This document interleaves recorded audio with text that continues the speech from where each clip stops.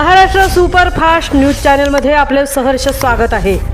का सत्याची धार लेखणीची महाराष्ट्रातील ताज्या आणि वेगवान बातम्या पाहण्यासाठी आपल्या हक्काचे चॅनल शेअर करा, लाईक करा आणि सबस्क्राईब करा।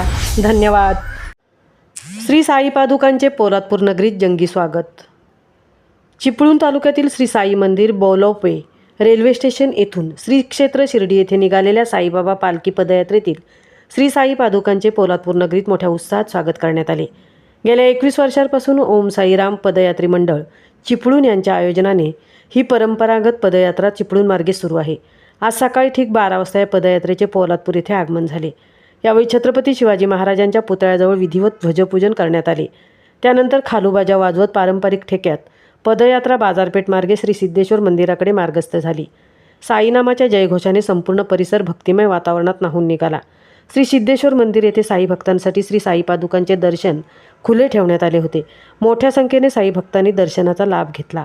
या स्वागत सोहळ्याचे उत्तम नियोजन साईनाथ ग्रुप पोलादपूर तसेच साई सेवकांनी केले। त्यांच्या सहकार्यामुळे हा संपूर्ण कार्यक्रम शिस्तबद्ध आणि यशस्वीरित्या पार पडला। पोलादपूर नगरीत साईनामाच्या जयघोषाने परिसर दुमदुमून गेला। महाराष्ट्र सुपरफास्टसाठी सिद्धेश पवार सह तृप्ती भोईर, पोलादपूर।